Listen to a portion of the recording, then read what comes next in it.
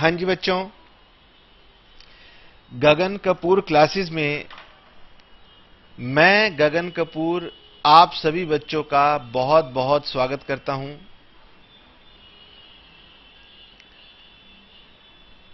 बेटे, मैं गगन कपूर आप सभी को अकाउंटिंग का पेपर पढ़ाने जा रहा हूं।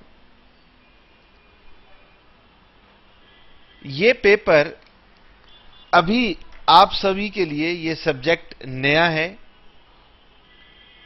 और आप सभी बच्चे इसे पहली बार पढ़ने जा रहे हैं। मैं आप सभी बच्चों को यह बता देना चाहता हूं कि बेटे, ये हमारा अकाउंटिंग का सब्जेक्ट सबसे आसान है, इसीलिए इंटरनेट द्वारा पढ़ने पर भी इसमें कोई कठिनाई नहीं होने वाली। आप बिल्कुल बेफिक्र रहें और बहुत कंफर्टेबल होकर के आप मेरे साथ अकाउंटिंग का सब्जेक्ट पढ़ेंगे। चलिए, सभी बच्चे रेडी हो जाएंगे, अपने रजिस्टर ओपन कर लेंगे तो शुरू करें। हाँ जी सर, शुरू कीजिए। आइए जी। सबसे पहले तो बच्चे मेरे साथ लिखेंगे सब्जेक्ट का नाम। सब्जेक्ट का नाम है अकाउंटिंग।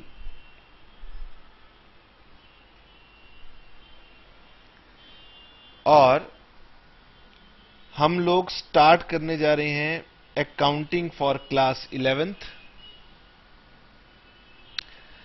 और इसके लिए मैं यूज करूंगा, जो टेक्स्ट बुक यूज करूंगा उसका नाम है टी.एस. गरेवाल।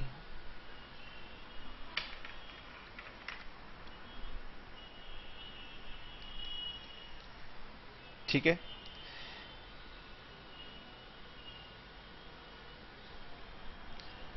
अब बेटे, सबसे पहली बात तो ये उठती है कि सर, अकाउंटिंग क्या है, हमारा सिलेबस क्या है, हमने कैसे इसको पढ़ना है, ये सारी बातें हमने आपको बतानी है। ठीक है। पहले तो मैं आपके सिलेबस की बात कर देता हूं कि आपका अकाउंटिंग का सिलेबस क्या है।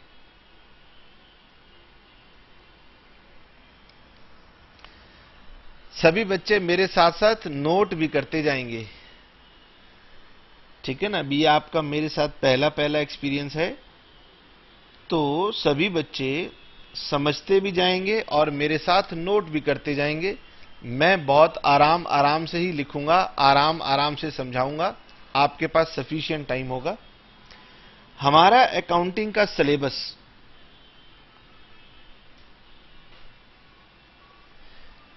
इसे मैंने 3 पार्ट्स में डिवाइड कर दिया। पहला पार्ट कहलाता है थ्योरी, दूसरा पार्ट कहलाएगा प्रैक्टिकल और तीसरा पार्ट कहलाएगा कंप्यूटराइज्ड अकाउंटिंग।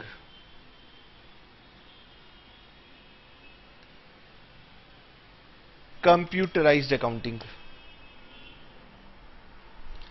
हमारे पास ये जो बुक है, इसमें टोटल 22 चैप्टर्स आ रहे हैं, chapter number 1 to chapter number 22। इसमें chapter number 1 to chapter number 4, ये 4 चैप्टर्स अकाउंटिंग की थ्योरी से रिलेटेड हैं। और प्रैक्टिकल में हमारे पास chapter number 5 to chapter number 20, ये हमारे मेन अकाउंटिंग के प्रैक्टिकल चैप्टर्स हैं। और 2 चैप्टर्स हमारे पास हैं कंप्यूटराइज्ड अकाउंटिंग के, chapter number 20 and chapter number 21।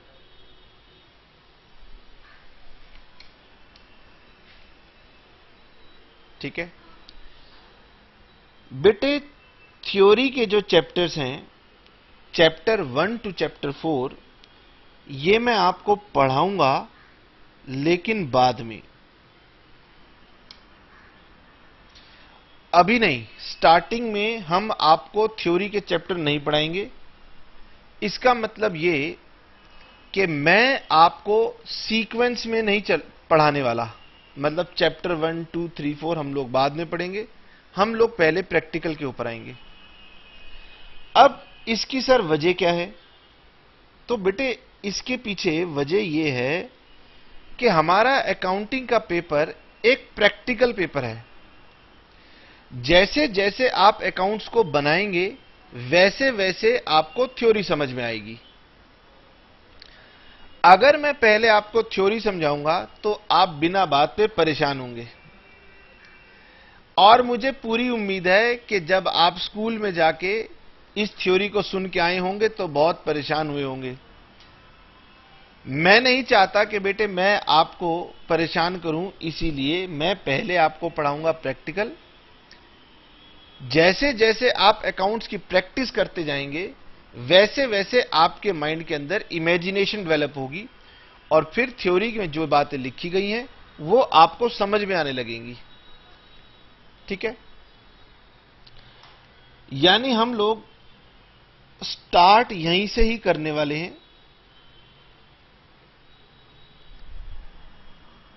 अब सवाल ये उठता है कि नया सब्जेक्ट है तो आपको कम से कम 2-3 क्लासेस इसके लिए सेट होने में लगेंगी।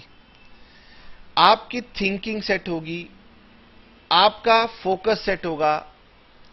तो सब्जेक्ट नया है, इसके लिए 2 या 3 क्लासेस आपको लगानी पड़ेंगी। पेशेंस से आराम से बात सुनिएगा, और मैं आपको यह बता सकता हूं कि हमारा अकाउंटिंग का सब्जेक्ट सबसे आसान रहने वाला है, इसमें कोई कठिनाई नहीं है।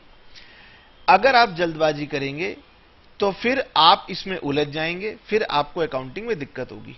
इसीलिए बहुत पेशेंस से आराम से पढ़ेंगे। ये मैं आपको स्टार्टिंग में पढ़ाऊंगा, यहीं से शुरुआत करूंगा। बीच में या बाद में मैं आपको थ्योरी पढ़ाता जाऊंगा, क्योंकि एग्जाम में थ्योरी भी आती है। ये जो कंप्यूटराइज्ड अकाउंटिंग है ना, ये हम लोग पढ़ते नहीं हैं। ये आपके स्कूल वाले या तो इसको छुड़वा देंगे या फिर कह देंगे कि ये आपके सिलेबस में नहीं है। तो इसका मतलब ये है, sorry, chapter number 21 and 22, I am sorry, मैंने 2020 लिख दिया था,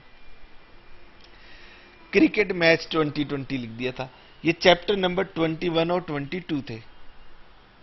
चैप्टर नंबर 21, 22 आपको नहीं पढ़ने, इसका मतलब आपने सिलेबस में chapter number 1 to chapter number 20 पढ़ने हैं। ठीक है? आइए अब प्रैक्टिकल की तरफ बढ़ना शुरू करते हैं, अपने अकाउंटिंग की तरफ बढ़ना शुरू करते हैं। और मैं एक बार फिर से याद दिला दूं कि अकाउंटिंग का सब्जेक्ट क्या है? बेहद आसान। यह इतना आसान है कि बेटे मेरे पास शब्द भी नहीं है आपको बताने के लिए। हां, सभी बच्चे खुश हो गए कि चलो कुछ तो आसान है जीवन में। आइए जी, अब मेरे साथ साथ कुछ बातें करना शुरू करते हैं अकाउंटिंग से रिलेटेड।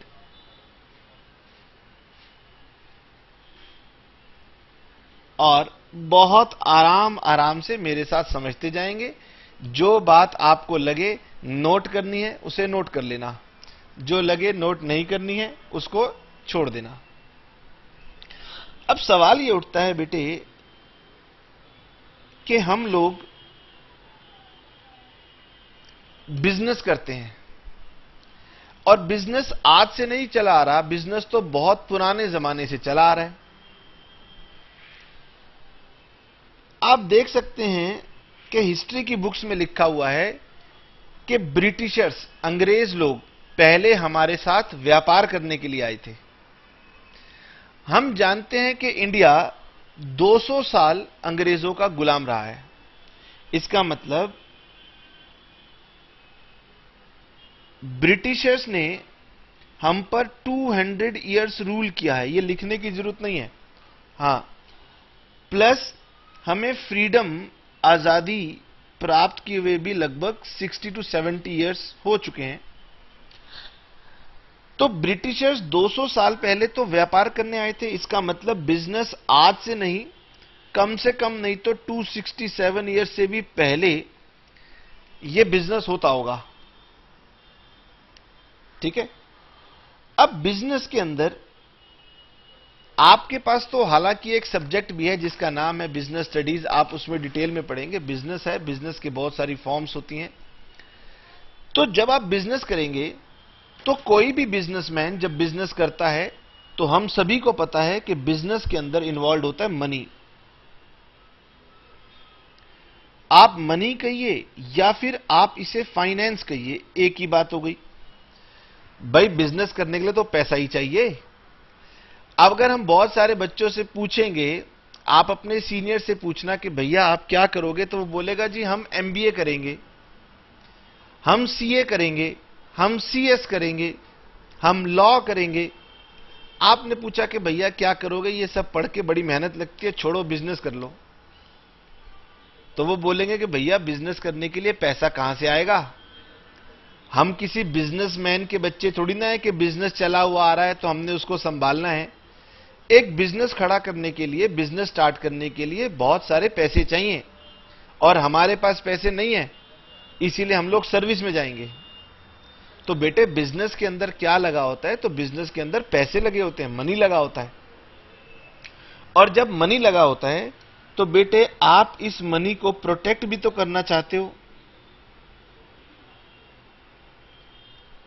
यानी हर बिजनेसमैन अपने पैसे को प्रोटेक्ट करना चाहता है और हर बिजनेसमैन अपने बिजनेस को ग्रो कराना चाहता है। हर बिजनेसमैन अपने बिजनेस को कंट्रोल भी करना चाहता है कि इसमें वेस्टेजेस ना हो, हमारी संपत्ति का कोई नुकसान ना हो। तो ये सब कैसे पॉसिबल होगा?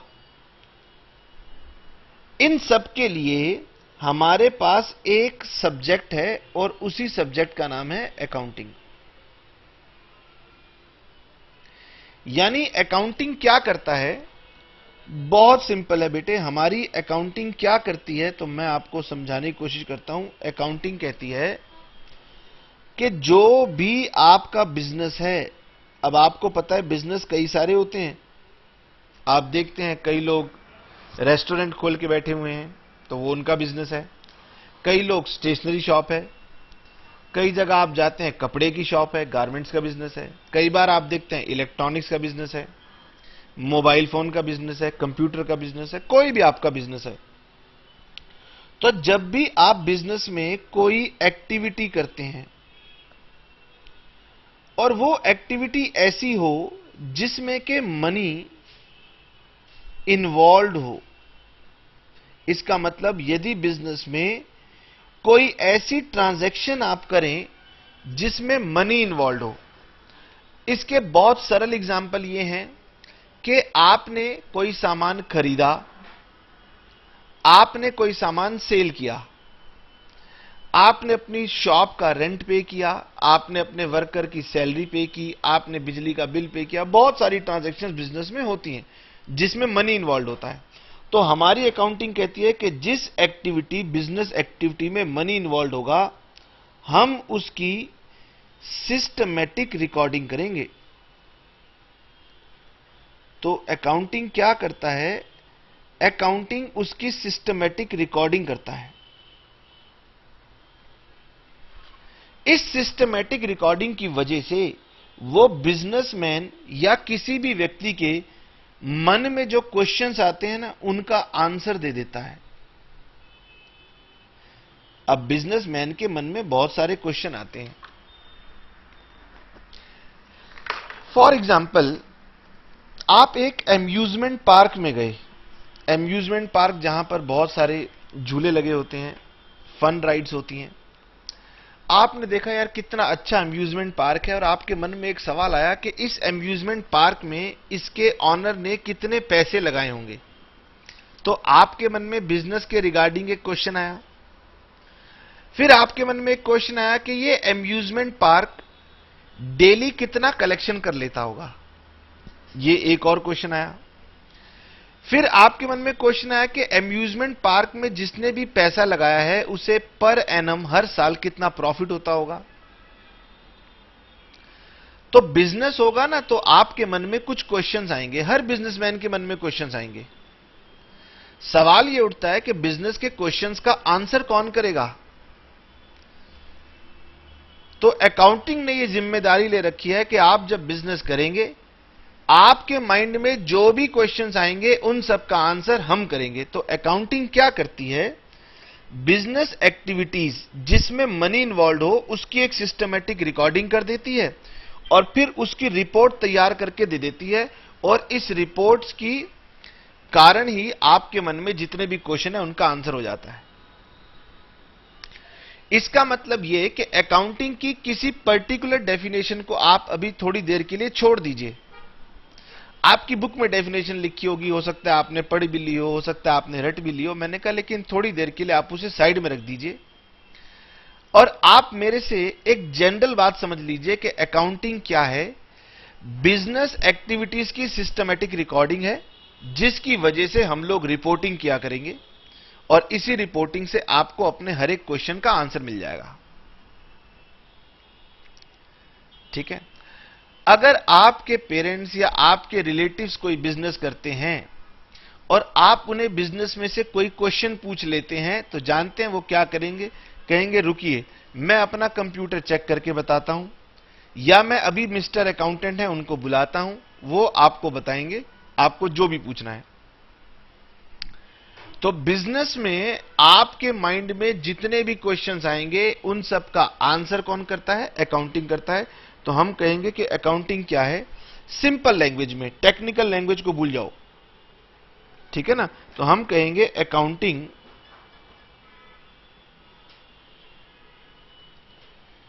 Is mainly concerned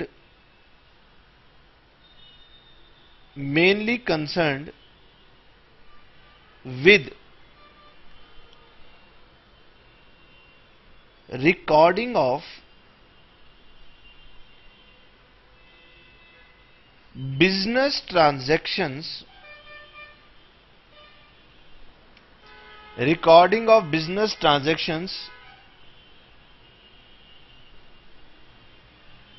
in the terms of money in systematic manner। अब बेटे मैंने आपको बहुत ही सिंपल लैंग्वेज में अकाउंटिंग का मतलब बताया है। धीरे धीरे आप जब अकाउंटिंग को मेरे साथ और समझ जाएंगे तो आप इसमें और भी चीजें ऐड कर देंगे, फिर आपकी टीचर कहेगी वाह क्या ज्ञानवान अकाउंटिंग की डेफिनेशन आपने दिया। अभी ज्ञान थोड़ा है इसलिए डेफिनेशन भी अभी हल्की है, ज्ञान बढ़ा दूंगा तो डेफिनेशन भी बढ़ जाएगी। आप ही पता नहीं कितनी कितनी डेफिनेशन देने लगेंगे। ठीक है, तो घबराने की बात नहीं है, हम आगे बढ़ते हैं। मैंने आपसे कहा कि accounting is mainly concerned with recording, यानी अकाउंटिंग की शुरुआत तो कहां से होगी, रिकॉर्डिंग से होगी। आइए जी,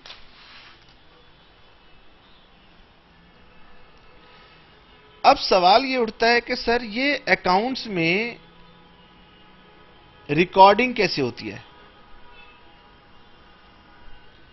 ठीक है, अकाउंट्स में बेटे रिकॉर्डिंग करने के लिए ना दो खास तरह की मेथड्स को यूज किया जाता है।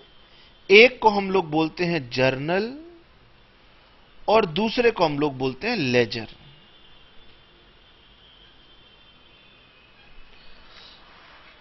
अकाउंट्स में रिकॉर्डिंग करने का एक सिस्टमैटिक या स्पेसिफिक तरीका है,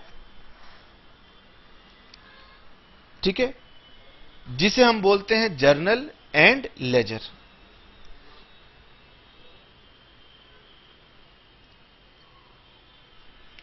जर्नल लेजर में क्या होता है, जर्नल लेजर में होती हैं जर्नल एंट्रीज और लेजर में होते हैं अकाउंट्स। अब बच्चे के मन में एक नया सवाल आने लगा कि सर जर्नल क्या है और लेजर क्या है। फिर बच्चे के मन में आने लगा कि जर्नल एंट्री क्या है और अकाउंट क्या है। तो मैंने कहा थोड़ी देर के लिए इन सब बातों को भूल जाइए, ये सिर्फ मैंने आपको टर्म्स बतानी थी, क्योंकि जब हम अकाउंटिंग स्टार्ट करना शुरू करते हैं तो इन टर्म्स की कहीं ना कहीं पर आपको पढ़ने को मिल सकती हैं या इनका रेफरेंस आ सकता है। तो बच्चा कहेगा सर ये क्या होती है, तो मैंने बताना है कि हम जब सीखना शुरू करेंगे तो हम यहीं से सीखना शुरू करेंगे। समझ में आ? लेकिन अभी मैंने इससे पहले का काम करना है। फॉर एग्जाम्पल, आप एक बिल्डिंग देखते हैं, बिल्डिंग बनी है, और आप देखते हैं कि जब बिल्डिंग बनती है तो पहले बिल्डिंग के नीचे नींव बनाई जाती है, और जब बिल्डिंग बन जाती है तो नींव दिखाई नहीं देती, फिर बिल्डिंग दिखाई देती है। तो ये ना बिल्डिंग है जो कि हम बाद में बनाएंगे, पहले जरा नींव तो बना ले। समझ में आ? तो इससे पहले भी हमने आपको बतानी है। मैंने आपको पहले भी कहा कि अकाउंटिंग तो बहुत आसान है, तो ना तो जर्नल या जर्नल एंट्रीज कठिन होने वाली हैं और ना ही लेजर कठिन होने वाला है, ये दोनों काम बहुत आसान है। ठीक है, लेकिन हमारी अकाउंटिंग बेसिकली किस कंसेप्ट के ऊपर बेस्ड है, पहले वहां चलेंगे, फिर वहां से हम यहां पर आएंगे। अब कोई पूछता है कि सर ये अकाउंटिंग का जो रिकॉर्डिंग का तरीका है ये बेसिकली है क्या? हमारी अकाउंटिंग ये कहती है कि बिजनेस ये तो बहुत पुराना है, एंशियंट टाइम से चला आ रहा है, पुराने जमाने से चला आ रहा है। और एंशियंट टाइम में आप जानते हैं बार्टर सिस्टम चलता था।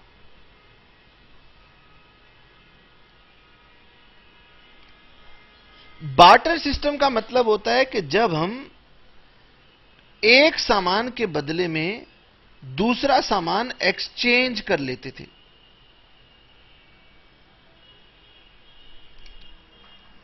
यानी कुछ सामान जाता था तो कुछ सामान आता भी था, लेकिन यह पुराने जमाने की बात थी। आजकल क्या है कि हमारे पास मनी की डेवलपमेंट हो गई है, हम लोग मॉडर्न जमाने में रह रहे हैं, और मॉडर्न जमाने में एक बहुत अच्छी चीज डेवलप हो चुकी है, that is called money. You can call it as currency.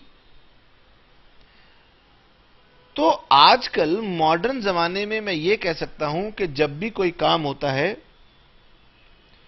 तो कुछ मनी वर्थ देनी पड़ती है, तो कुछ मनी वर्थ देनी पड़ती है, तो कुछ मनी वर्थ मिलती भी है। इसका मतलब एक घटना में अगर कोई फंड्स या मनी जाते हैं तो उतने फंड्स की वैल्यू हमारे पास आती भी है। अब बच्चा कह रहे सर इस बात को जरा खुल के समझाइए। मैंने कहा लो, ये हम आपको कितना भी खोल दे इसमें कुछ समझाने वाली खास बात है नहीं। बच्चा कहता है कैसे? मैंने कहा सुनिए, जब आप नई क्लास में आए तो आपका मन आया कि सर ऐसा करते हैं, आज हमारा बहुत मन कर रहा था कि नई अकाउंट्स की बुक खरीद के लाएं। तो मैंने कहा बहुत अच्छी बात है, खरीदिए बुक। तो बेटे आप जब शॉपकीपर के पास गए तो आपने उसको मनी दिया और उसने उस मनी के बराबर की जो बुक थी वो आपको दे दी। मान लेते हैं फॉर एग्जांपल 300 रुपए की बुक थी, तो आपने बुक खरीदी, तो आपने क्या किया, आपने 300 रुपीज दिए, यानी 300 रुपए गए, तो 300 रुपए की किताब आपको मिली। यानी हमारा बिजनेस कहता है कि जब भी कोई बिजनेस एक्टिविटी होती है तो जितनी मनी वैल्यू आप देते हैं उतना ही कुछ मनी वैल्यू का आप प्राप्त भी करते हैं। जैसे कि एक सिक्का होता है और सिक्के के दो फेसेस होते हैं, ऐसे एक ट्रांजैक्शन में कुछ मनी वैल्यू जाती है तो कुछ मनी वैल्यू आती है। इसलिए हमारी अकाउंटिंग भी यह कहती है कि एक मॉनेटरी ट्रांजैक्शन में दो दो पहलू होते हैं, और इसी के ऊपर हमारी अकाउंटिंग बेस्ड है। समझना? यानी कि हम यह कहते हैं अकाउंटिंग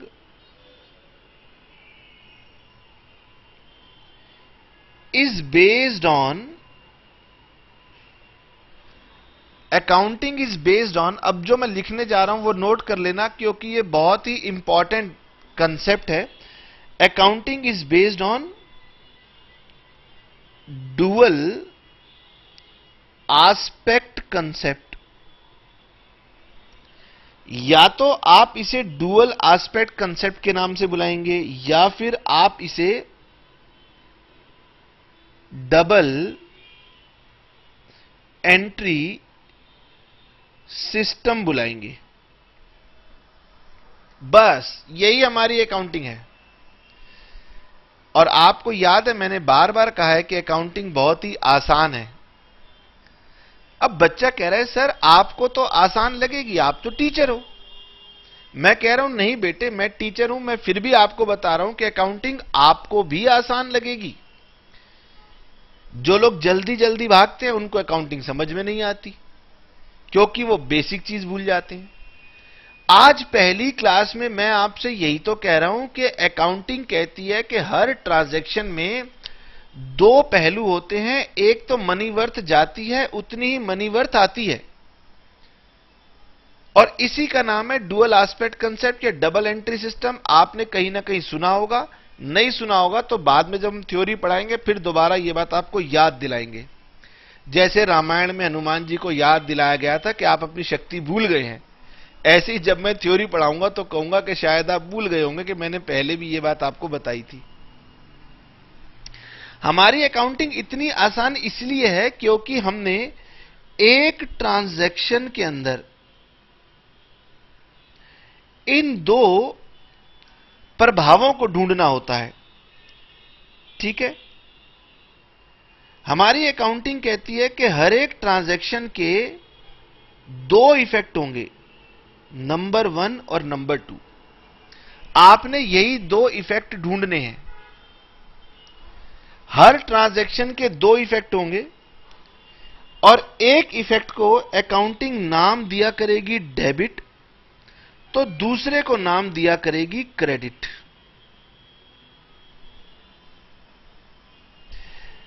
अब ये डेबिट को हम लोग एब्रीविएशन में शॉर्ट में लिखते हैं DR और क्रेडिट को लिखा करेंगे CR। ठीक, अब डेबिट को DR लिखते हैं, क्रेडिट को CR लिखते हैं। दरअसल ये दोनों टर्म्स जो है ना, ये लैटिन लैंग्वेज से निकल के आई हैं। आपको पता है अलग अलग भाषाएं होती हैं। पुराने जमाने में अलग अलग भाषाएं होती थी, जैसे हम कह सकते हैं संस्कृत होती थी। तो आज भी आपको संस्कृत की टर्म्स कई जगह मिल जाती हैं। तो ऐसे ही अकाउंटिंग का जो डेवलपमेंट हुआ है वो लैटिन में ज्यादा हुआ है, तो इसीलिए ये जो शॉर्ट फॉर्म लिखी जाती है ना, ये लैटिन लैंग्वेज से चली आ रही हैं। उन्होंने दुनिया को सिखाया कि अकाउंटिंग कैसे करते हैं। उन्होंने कहा दुनिया को कि सबसे अच्छी अकाउंटिंग होती है डेबिट क्रेडिट, और हमने वहीं से ही सीखा डेबिट क्रेडिट। तो जो टर्मिनोलॉजी वो लोग लिखते हैं वही टर्मिनोलॉजी हम लोग लिखते हैं। इसका मतलब हर एक ट्रांजैक्शन के दो इफेक्ट होंगे, एक इफेक्ट डेबिट होगा और एक इफेक्ट क्रेडिट होगा।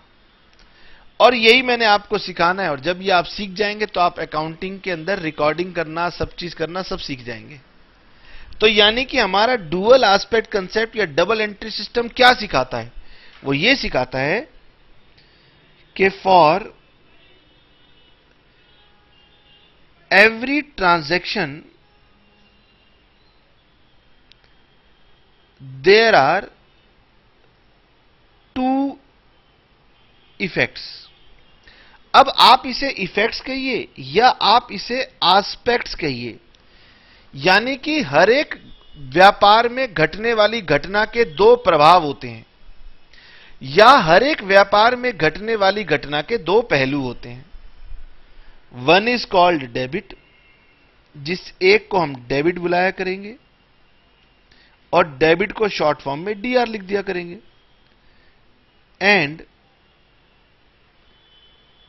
another is called क्रेडिट, और दूसरे को हम क्रेडिट कहा करेंगे। खत्म, समझ में आया? इसका मतलब ये, मैं वापिस आता हूं, अभी दिखा दूंगा, कोई बात नहीं, कि मैंने आपको रिकॉर्डिंग सिखानी है तो भाई मैंने आपकी नींव रखनी शुरू कर दी है कि हमारी अकाउंटिंग में बहुत आसान काम है, सिर्फ डेबिट और क्रेडिट, ये दो ही चीजें हैं। जर्नल में भी डेबिट और क्रेडिट होगा, लेजर या अकाउंट्स में भी डेबिट और क्रेडिट होगा। अब बताइए कितना आसान है, लिख लीजिए अब ये। तो मैंने कहा अगर अकाउंटिंग एक भाषा है, एक लैंग्वेज है, तो कितनी आसान लैंग्वेज है जिसके अंदर आपको दो ही चीजें सीखनी है, एक डेबिट और एक क्रेडिट। आप बेटे एक ही क्लास में डेबिट क्रेडिट सीख सकते हैं, लेकिन बच्चे जितनी जल्दी सीखते हैं उतनी जल्दी भूल भी जाते हैं। और आगे चल के जब उनसे पूछा जाता है कि क्यों डेबिट और क्यों क्रेडिट, तो वो सर खुजलाने लगते हैं, कह रहे बताओ क्यों डेबिट और क्यों क्रेडिट, ये तो पता ही नहीं चला। लेकिन आप घबराना मत, समझ में आप अगर पेशेंस के साथ चलेंगे और हमेशा बातों को ध्यान रखेंगे और डेबिट क्रेडिट के रूल को फॉलो करते रहेंगे, तो आपको कभी अकाउंट्स में कोई दिक्कत नहीं आएगी। उसके बाद तो कॉमन सेंस होती है। ठीक है, चलिए अब हमने ये पढ़ा सबसे पहले कि अकाउंटिंग क्या करती है, ये बिजनेस ट्रांजैक्शंस की रिकॉर्डिंग करती है। क्लियर। फिर हमने ये पढ़ा कि हमारी अकाउंटिंग डबल एंट्री सिस्टम पर चलती है और डबल एंट्री सिस्टम कहता है कि रिकॉर्डिंग करने के लिए एक डेबिट और एक क्रेडिट होना चाहिए। ये समझ लिया सर, ये भी हमने समझ लिया। अब आगे बढ़ते हैं।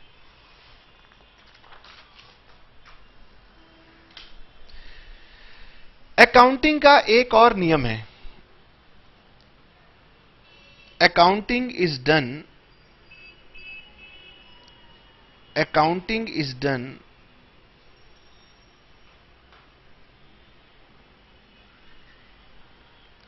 As per business entity concept. अब बच्चा कह रहा है कि सर ये कौन सा नया कंसेप्ट आ गया। बस ये दो कंसेप्ट ही हमारी नींव है, उसके बाद तो हम काम करना शुरू कर देते हैं।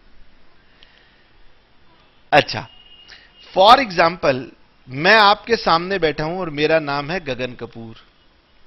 अब मेरे पास एक बच्चा पढ़ने के लिए आता है, कहता है कि सर मुझे आपसे पढ़ना है। मैंने कहा ठीक है, ये मेरी फीस है। तो वो मुझे फीस दे देता है और मैं उसको पढ़ा देता हूं। तो बेटे ये मेरा बिजनेस हो गया। इसका मतलब पढ़ाना और पढ़ाने के पैसे लेना, यही तो मेरा बिजनेस है। अब बच्चा किसके पास आया? तो बच्चा मेरे पास आया। मुझसे मेरे फादर ने पूछा गगन तुम क्या करते हो? मैंने कहा जी मैं एक बिजनेस करता हूं, टीचिंग का बिजनेस करता हूं। लोग मेरे पास आते हैं, मुझे पैसे देते हैं और मैं उनको पढ़ा देता हूं। यानी वो मेरे कस्टमर हैं और मैं ऑनर हूं और मनी का लेन देन हमारे बीच में होता रहता है। तो बेटे मैंने अकाउंटिंग से कहा कि ऐसा है, आप क्योंकि मैं बिजनेस कर रहा हूं तो आप मुझे बिजनेस में मदद कीजिए, आप मेरे बिजनेस की अकाउंटिंग कर दीजिए।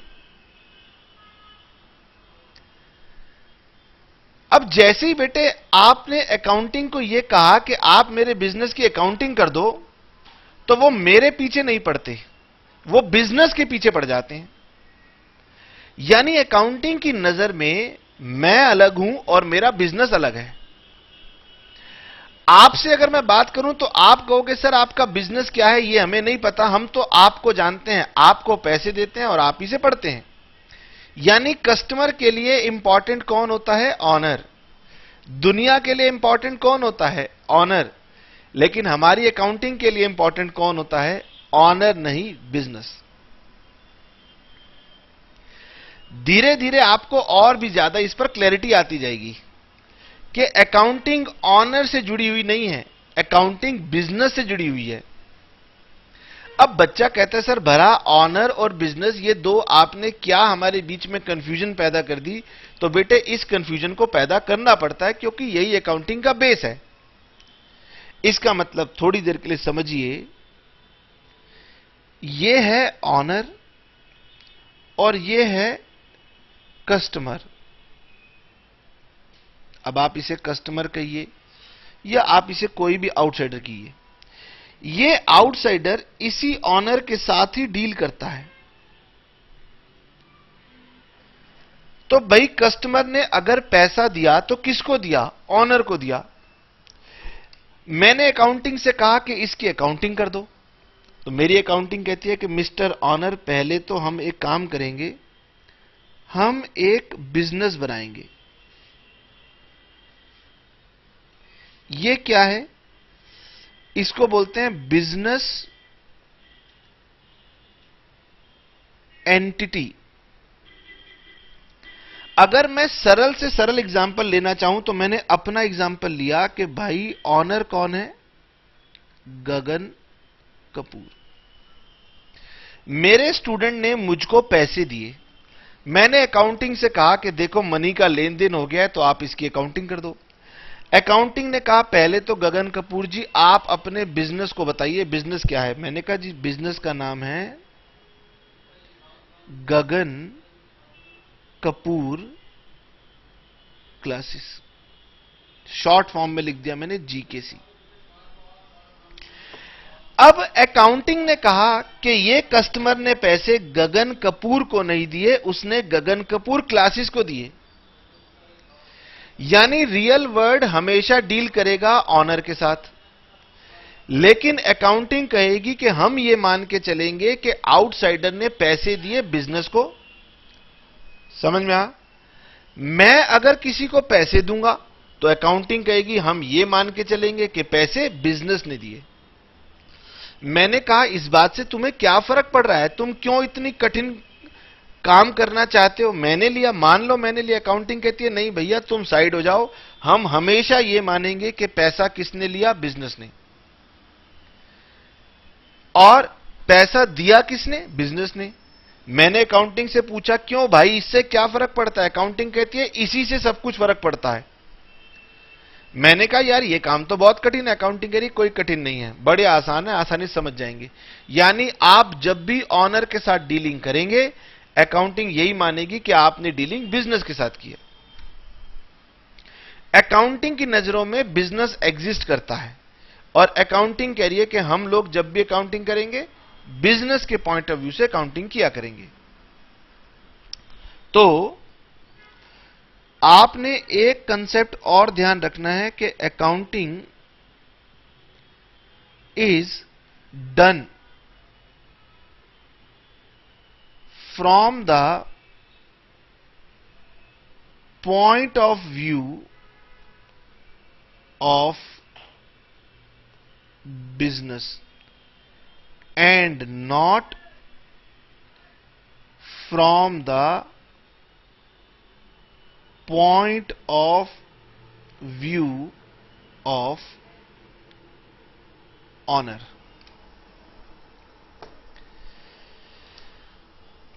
अकाउंटिंग हमेशा बिजनेस के पॉइंट ऑफ व्यू से होगी। तो हमने कहा ऑनर कौन है? वो कह रहे भाई ऑनर तो केवल इसकी देखरेख करने वाला आदमी है, ऐसी कोई बात नहीं है। हम अकाउंटिंग सिर्फ और सिर्फ बिजनेस के पॉइंट ऑफ व्यू से करेंगे, ऑनर के पॉइंट ऑफ व्यू से नहीं करेंगे। हालांकि ये बिजनेस किसको बिलोंग करता है? ऑनर को। ठीक? यानी कि अब ज्यादा दिमाग पर दबाव नहीं डालते, मैं आपको जरा फटाफट रिवाइज करा देता हूं कि मैंने आज आपको क्या पढ़ाया। अभी तक की बात कर लेते हैं। जरा बताइए अकाउंटिंग क्या है? तो बेटे अकाउंटिंग बेसिकली सिस्टमैटिक रिकॉर्डिंग करता है। किसकी? Of business transactions.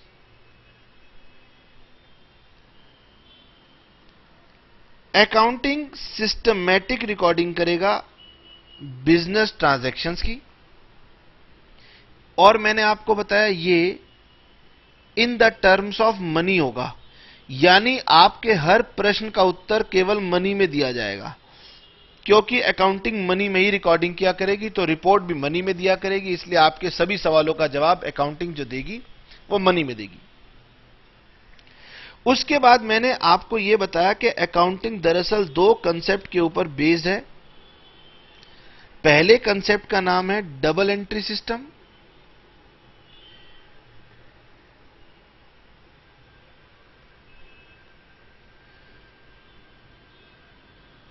Double entry system कहती है कि भाई हर घटना के दो पहलू होंगे, एक डेबिट कहलाएगा तो दूसरा क्रेडिट कहलाएगा।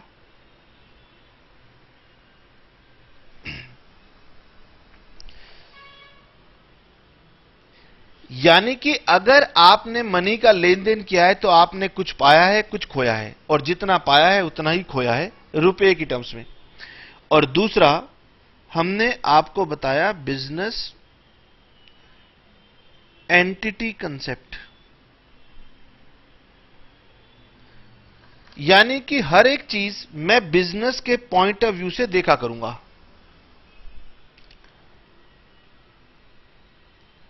Point of view of business. Accounting जो की जाएगी वो बिजनेस के पॉइंट ऑफ व्यू से की जाएगी, वो ऑनर के पॉइंट ऑफ व्यू से नहीं की जाएगी।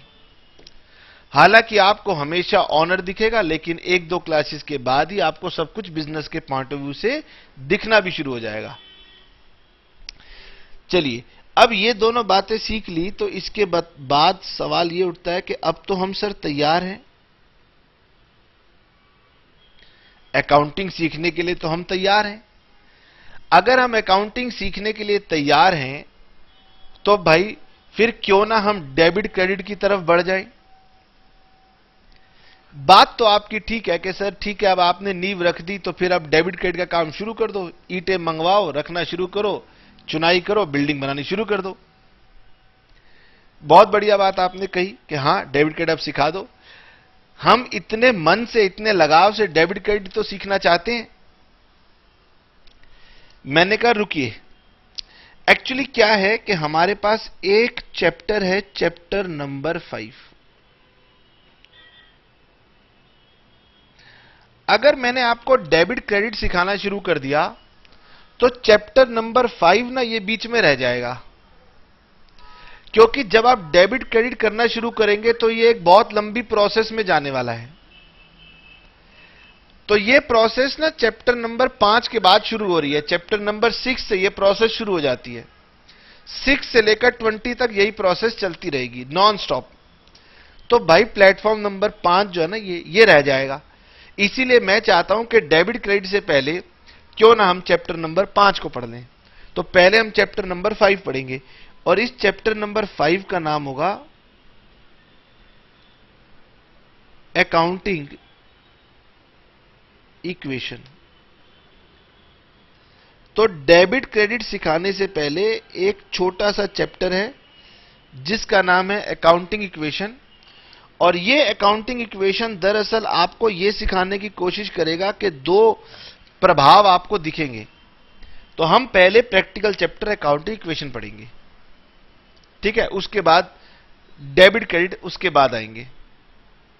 चलिए, अब मैं अपने बिजनेस कंसेप्ट के ऊपर थोड़ी सी और रोशनी डाल दूं, फिर आज का काम खत्म, फिर अगली क्लास से हम लोग अपने प्रैक्टिकल सफर के ऊपर चल पड़ेंगे, ठीक है ना। आइए जी, अब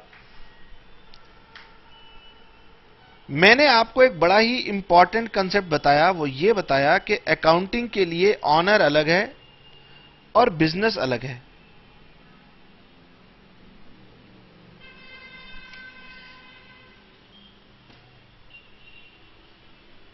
लीजिए, अब बच्चा कह रहे हैं सर मुझे ये बात समझ में आ चुकी है कि ये दोनों अलग हैं, लेकिन आप फिर भी उसके ऊपर दबाव डाल रहे हो। अब ज्ञान अगर जल्दी से दिमाग में आ जाए तो बहुत अच्छा लगता है, अगर उसके ऊपर जोर डाल दिया जाए तो बच्चा बड़ा कंफ्यूज होता है, वो घबराता है, वो कह रहा है बताओ बात समझ में आ गई फिर भी बात कर रहे हैं। चलिए, ऑनर और बिजनेस दोनों अलग अलग होते हैं, ये बात हमने समझ ली। बेटे ये जो बिजनेस है, अकाउंटिंग कहती है कि पहले तो आप बिजनेस बनाओ। ऑनर कहता है अच्छा ठीक है मैंने बिजनेस बना दिया। बिजनेस बनाने का मतलब होता है सिर्फ इसका नाम रख दो। तो भाई मैंने कहा कि मैं गगन कपूर हूं, लो मैंने इसका नाम गगन कपूर क्लासेस रख दिया। अब हमारी अकाउंटिंग कहती है कि भाई देखो गगन कपूर के पास पैसे हो सकते हैं क्योंकि वो एक व्यक्ति है, क्या बिजनेस के पास पैसे हो सकते हैं? अब बताओ, जो यूनिट एग्जिस्ट भी नहीं करता, आपने ख्वाबों में जिसको बना दिया है, उसके पास भला पैसे कैसे होंगे? मैंने कहा लो अगर उसके पास पैसे नहीं है तो आपकी अकाउंटिंग तो सिर्फ और सिर्फ पैसे से ही चलती है, तो कैसे काम होगा? इसका मतलब हमारा अकाउंटिंग यह कहता है कि मिस्टर ऑनर आप पहले बिजनेस को पैसा दो। मैंने कहा लो जबरदस्ती इसको पैसा दूं, कहते हैं हां इसको आप पैसा दोगे तो आप इसमें मनी इन्वेस्ट करोगे। तो आप कहते हैं ना मैंने व्यापार में 5 लाख रुपए लगा रखे हैं, तो आपने मनी इन्वेस्ट किया। हमारी अकाउंटिंग कहती है कि भाई बिजनेस ने ऑनर से मनी लिया है, तब जाकर के बिजनेस के पास पैसे आए हैं। इसका मतलब यह कि बिजनेस के पास अगर कुछ भी है तो हम उसे नाम दिया करेंगे एसेट। वो कभी बिजनेस का अपना हो ही नहीं सकता, वो किसी ना किसी का होगा।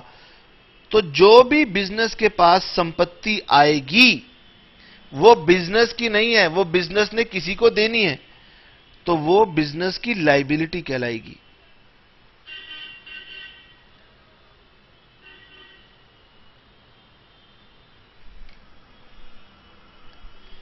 ठीक है, इसका मतलब अकाउंटिंग बहुत सीधी सी बात बताती है कि भाई बिजनेस के पास अपना कुछ भी नहीं होता है। बिजनेस तो खाली था, कुछ भी नहीं था। अगर मनी बिजनेस के पास आया, तो जब मनी बिजनेस के पास आया तो उसे हम नाम दिया करेंगे एसेट्स। जब आपके पास कुछ भी नहीं है और आपके पास कुछ आया है, तो वो जिससे आया है उसको लौटाना है। तो बिजनेस के पास जो भी है वो किसी ना किसी से तो आया है, और जिससे आया है तो उसको लौटाना पड़ेगा। इसको बोलते हैं लायबिलिटी। इसका मतलब बहुत सरल है कि बिजनेस के पास जो भी अपना है वो किसी को देना है।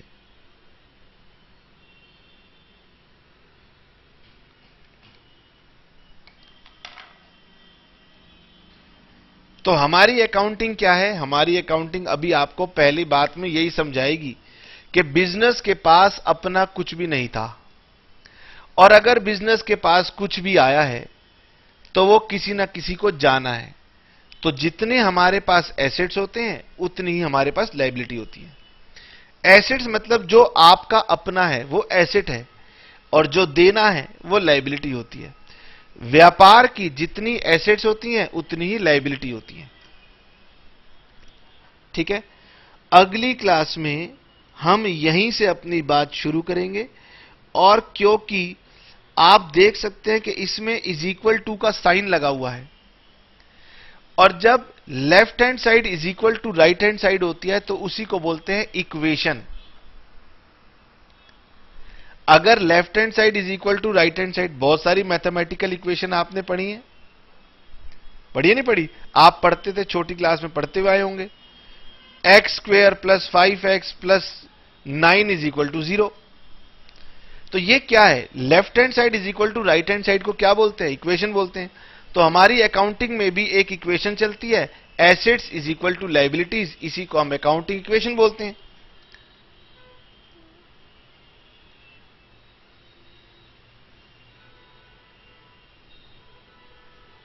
लीजिए, तो अगली क्लास से मैं अपनी शुरुआत अकाउंटिंग इक्वेशन से करूंगा, और अकाउंटिंग इक्वेशन आपको यही दिखाएगी कि हर एक घटना के दो पहलू होते हैं।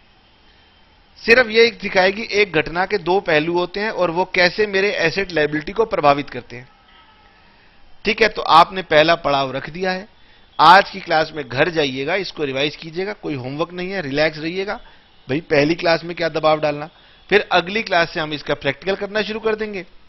धीरे धीरे प्रैक्टिकल आगे बढ़ता जाएगा, आपको अकाउंट्स अपने आप क्लियर होती जाएगी।